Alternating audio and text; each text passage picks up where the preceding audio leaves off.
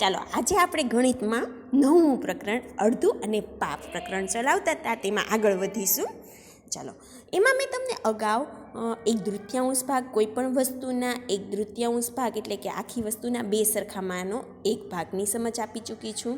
પછી ચોથો ભાગ એટલે આખી વસ્તુના 4 સરખા ભાગમાંનો 1 ભાગ, એને ચોથો ભાગ કહેવાય. હવે એના આધારિત એક કોયડો છે લોભીકુંદનનો, તે આપણે લેવાનો છે. જુઓ શું કહે છે કે એક લોભીકુંદન છે. આ ભાઈ લોભીકુંદન છે, તેને બધી જ વસ્તુ મફતમાં મળે તો સારું, એટલે કે ઓછા પૈસામાં લેવું ગમે, વસ્તુ ઝાઝી જોતી હોય અને પૈસા ઓછા ચૂકવવા ગમે, એટલે એને લોભી કીધો છે. શું કહે છે જુઓ કે લોભીકુંદન એક લોભી માણસ છે. તે બજારમાં જાય છે ત્યારે તેને વધુમાં વધુ વસ્તુ જોઈતી હોય છે, પરંતુ તેને ઓછામાં ઓછા ખર્ચ કરવો ગમે છે. એક દિવસની વાત છે, તેણે કોળાની મીઠાઈ બનાવવાનું મન થયું. તેણે ખૂબ મોટું કોળું 10 રૂપિયામાં ખરીદવાનો પ્રયત્ન કર્યો. પહેલાં તેણે પ્રથમ દુકાનદારને કોળાનો ભાવ પૂછ્યો, તો દુકાનદારે શું કીધું? જો મેં અહીં આકૃતિમાં બતાવ્યું છે કે એક 1/4 કોળાની કિંમત 10 રૂપિયા છે. તો જુઓ, 1/4 કોળું એટલે આખી વસ્તુના 4 સરખા ભાગમાંનો 1 ભાગ. જુઓ અહીં મેં આકૃતિમાં બતાવ્યું કે 1, 2, 3, 4 સરખા ભાગમાંનો 1 ભાગ, એમાં કાળો કલર કર્યો છે 1 ભાગ, એની કિંમત 10 રૂપિયા છે. તો આખા કોળાની કિંમત કેટલા થાય? 10 ને 10 20, 30 ને 40. તો આખા કોળાની કિંમત કેટલા થશે? 40 રૂપિયા. કેટલા થશે? 40 રૂપિયા. 1 ભાગની 4 ભાગમાંના એક વસ્તુના કોળાના 4 ભાગમાંના 1 કોળાના ભાવ 10 રૂપિયા, તો આખા કોળાના કેટલા થાય? 40 રૂપિયા. તો કુંદન લોભી છે, એને એમ થાય છે કે નારે ના, તમારે તો મને 2 ભાગ આપવા જોઈએ 10 રૂપિયામાં. એટલે એમ કહેશ કે અડધો ભાગ મને તમારે 10 રૂપિયામાં આપવો જોઈએ. તો જુઓ, અડધો ભાગ એટલે કેટલો થાય? જો અહીં આકૃતિમાં કરીને બતાવ્યું છે મેં, નીચેની આકૃતિ જુઓ કે આખા કોળાનો અડધો ભાગ એટલે 1/3 ભાગ કહેવાય. એને 1/3 કહું, 1/3 કહું કે 4 સરખામાંના 2 ભાગ, 2 સરખું જ કહેવાય ને. આ તમે કહો કે 1/3 કહું કે 4 સરખા ભાગમાંના 2 ભાગ, 2 સમાન જ કહેવાય. સમજાય છે બાળકો હું શું કહેવા માગું છું? કે આખા કોળાના અડધા ભાગને 1/3 કહેવાય, અને આખા કોળાના 4 સરખા ભાગમાંના 2 ભાગ આપું તો 2 સમાન જ કહેવાય. તો એમ કહે છે કુંદન, એમ કહેશે કે તમે શું મને 10 રૂપિયામાં અડધું કોળું આપશો?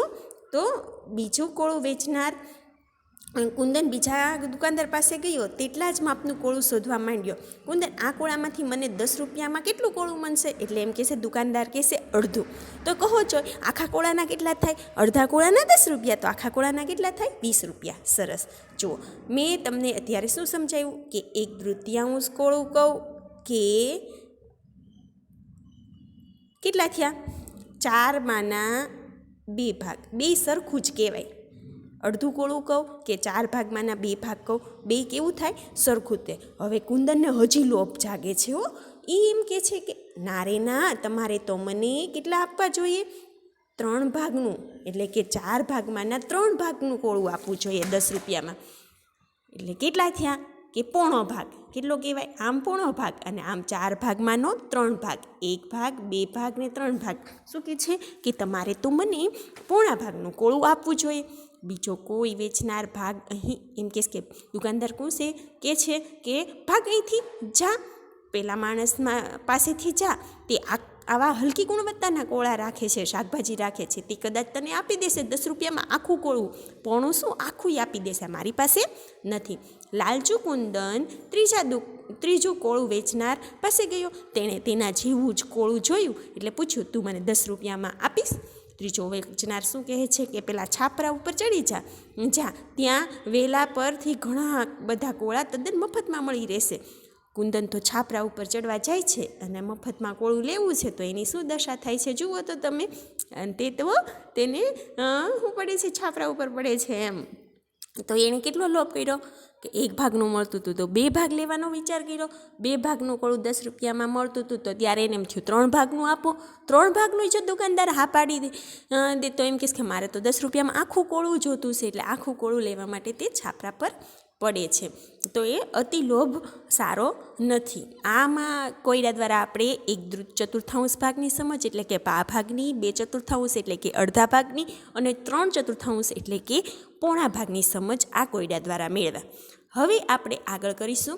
એના આધારિત કેટલાક કોયડા આપ્યા છે. નીચે જુઓ પાના નંબર 100 ઉપરના કોયડા. શું સૂચના આપી છે વાંચો તો, કે વસ્તુની કિંમત સાથેની સૂચિનો ઉપયોગ કરો. અહીં તમને વસ્તુના ભાવ આપ્યા છે. 1 કિલા બટાટાની કિંમત, 1 કિગ્રા ટમેટાની કિંમત, ડુંગળીની કિંમત, ગાજરની કિંમત ને કોળાની કિંમત. 1 કિગ્રાનો ભાવ આપ્યો છે. હવે એના આધારે આપણને પ્રશ્ન પૂછ્યો છે. જુઓ તો 1/3 કિગ્રા ટામેટાની કિંમત કેટલી? તો એના માટે તમારે શું કરવાનું છે બાળકો?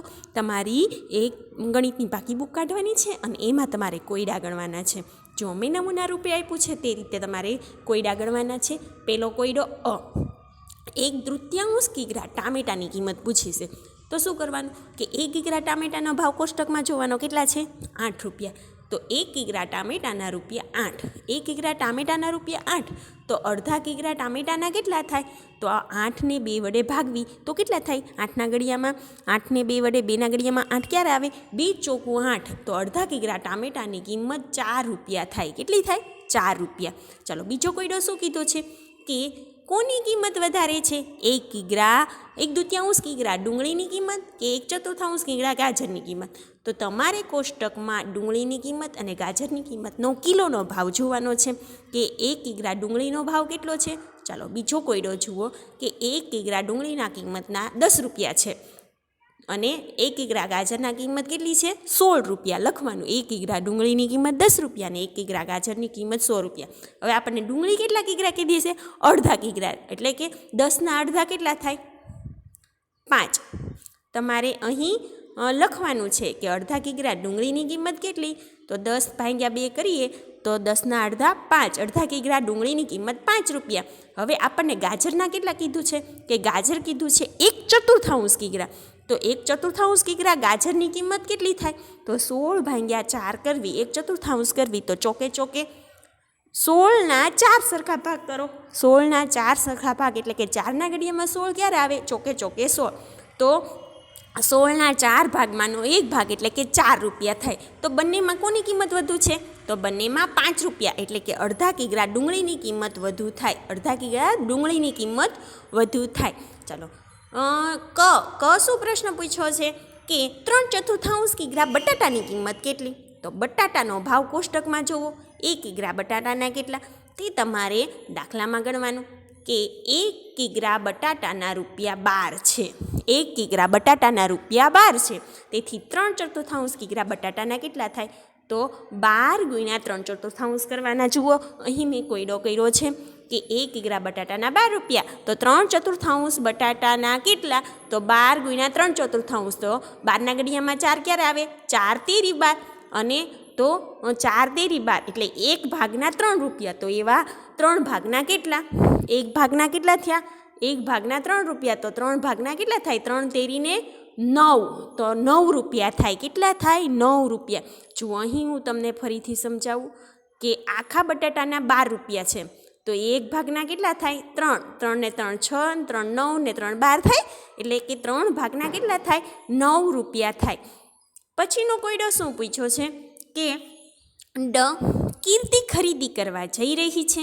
તેની પાસે માત્ર 20 રૂપિયા છે. શું તેની પાસેથી ખરીદીની યાદીની દરેક વસ્તુ ખરીદી શકશે? તો એના માટે શું કરવાનું કે આખા યાદી છે એનો સરવાળો કરી નાખવાનો. બધી વસ્તુનો સરવાળો કરો.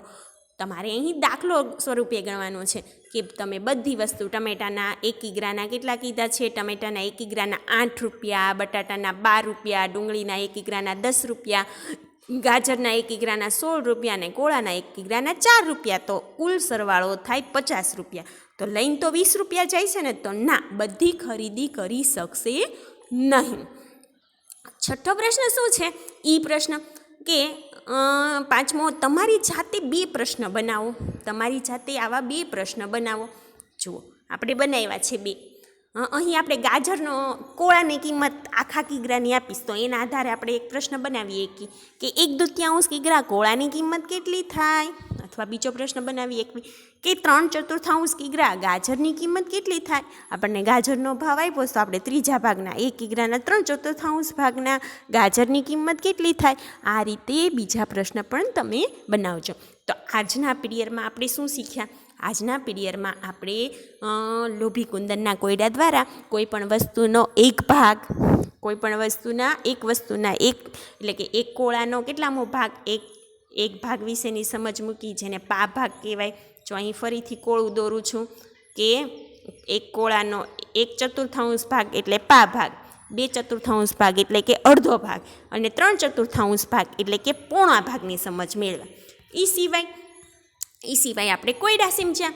કોયડામાં એક વસ્તુના 1 કિગ્રાના ભાવ જો 8 રૂપિયા હોય તો અડધા કિગ્રાના કેટલા થાય? 4. પછી 1 કિગ્રાના ભાવ 16 રૂપિયા હોય તો એક ભાગનો કેટલો થાય? તો 16 ને 4 ભાગ પાડી નાખવાના. 1/4 ભાગના કેટલા થાય? તો 16ના 4 ભાગ કેટલા થાય? તો 16ના 4 ભાગ એટલે 4ના ઘડિયામાં 16 ક્યારે આવે? ચોકે 16. તો એક ભાગના 4 રૂપિયા થાય. 4 4 4 કેટલા થાય? 16. એટલે કે એક ભાગના 4 રૂપિયા થાય. એ રીતે આ વસ્તુની કિંમત ઉપરથી 1/3, 2/3, 3/4ની સમજ મેળવ્યા. તો આ તમારે લેસનમાં આ કોયડાના દાખલા ગણવાના છે પાકી બુકમાં. સમજાણું બાળકો? હવે આવતા પીરિયડમાં આપણે આગળ કરીશું.